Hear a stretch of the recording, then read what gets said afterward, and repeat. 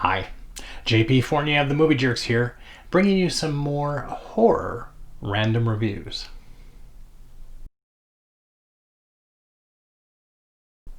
In this particular random reviews, we are in the midst of October. And every October, I force myself to watch 31 horror films in 31 days to which I have never seen before.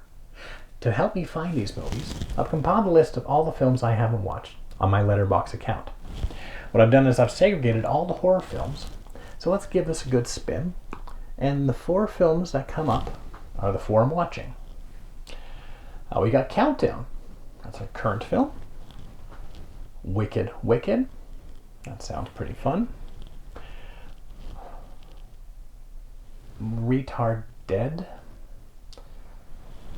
Boy. And Night. So there we have it. These are the 4 I'm doing random reviews for this time. Countdown. I was bothered by this film from the start. You see, here's the gimmick. A phone app counts down the days until you die. But your death is not just a regular death. It's you being murdered by a paranormal being. Right from the start, a young lady downloads the app at a party with her friends. She has little time left in the night, so she panics and walks home, which allows multiple different red herrings, reminiscent of the Final Destination films.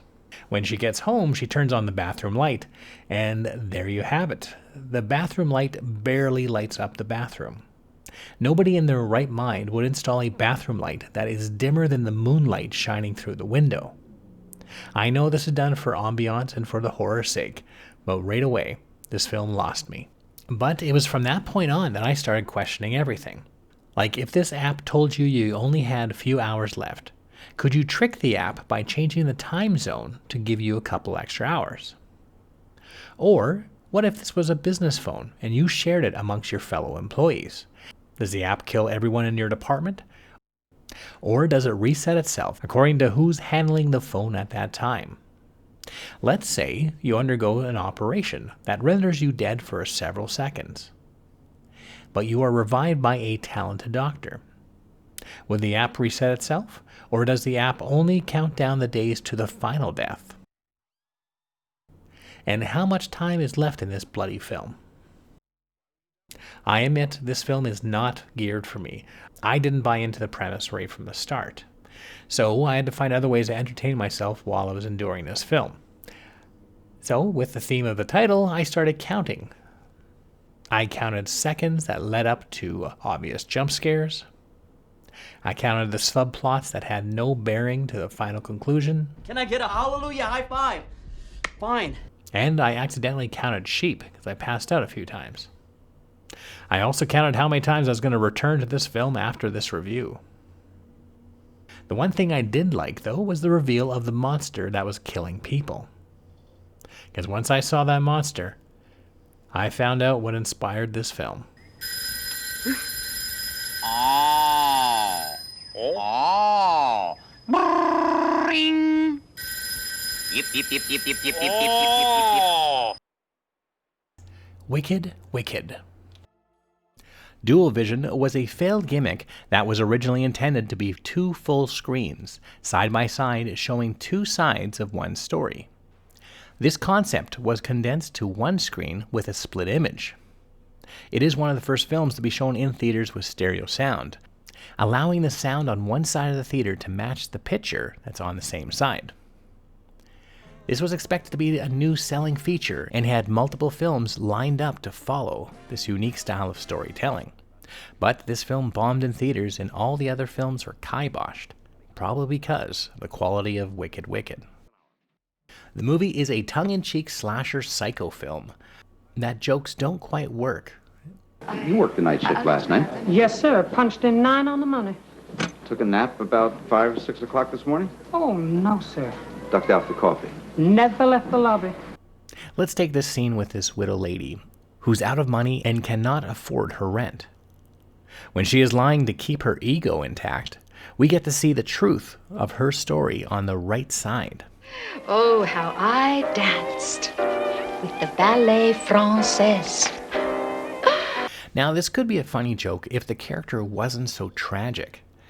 But instead, this comes off kind of condescending towards our character.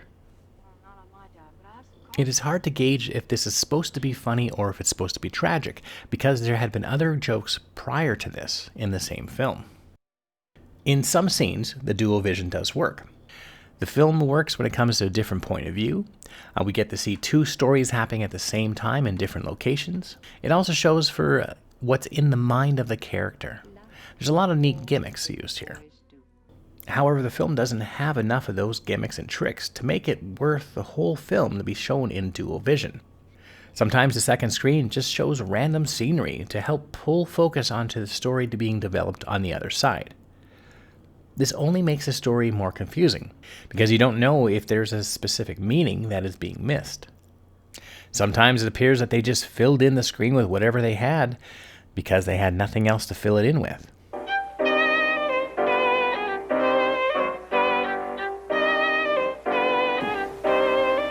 Happy Halloween, everybody. Whoopee.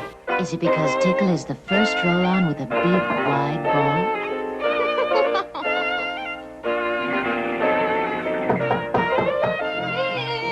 It's not far. In the end, the story itself is not too interesting. And with this gimmick, it sometimes takes you out of the story.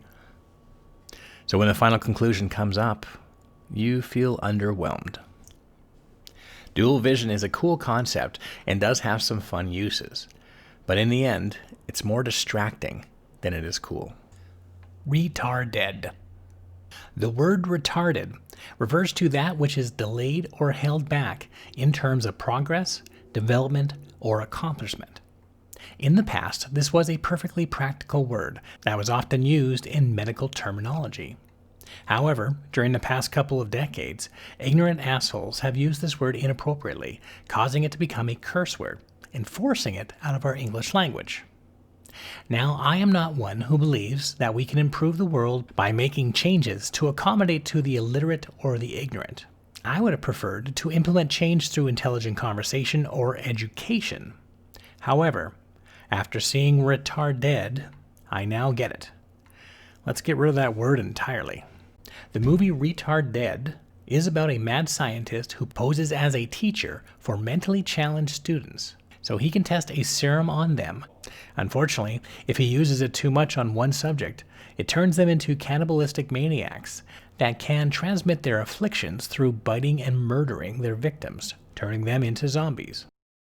This film is an unofficial sequel to Monstered, a film that also had little to no laughs, but plenty of attempts of humor throughout. The humor here consists of characters dropping the F-bomb over and over, but there's no counterpoint for it to bounce off of. In this film, every character is sick, gross, crass, and stupid, and there's no level of exaggeration to compare this to. It's comedy 101 to at least have one straight man, so when everything is outlandish, nothing stands out from anything, and this just comes off as bland and shameful as the title. Even beyond the humor, the filming is so terrible, from terrible editing,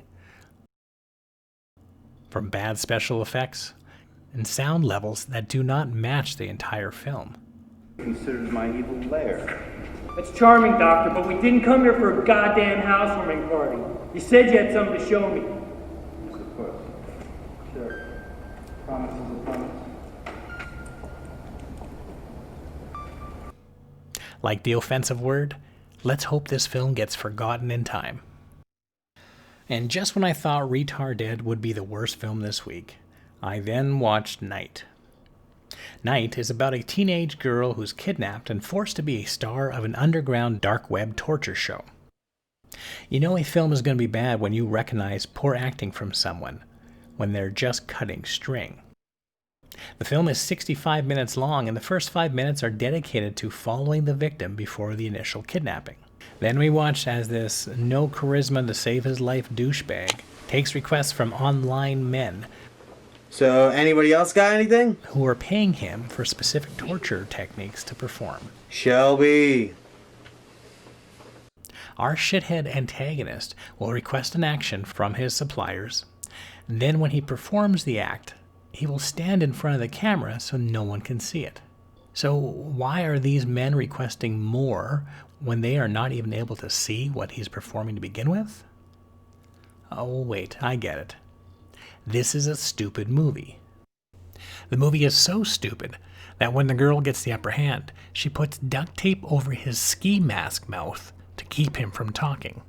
The acting is so poor that even when our female kidnappee has an opportunity to escape, the actress starts laughing. Oh yeah, she really appears to be in jeopardy here. This is shameful and pathetic filmmaking at its laziest.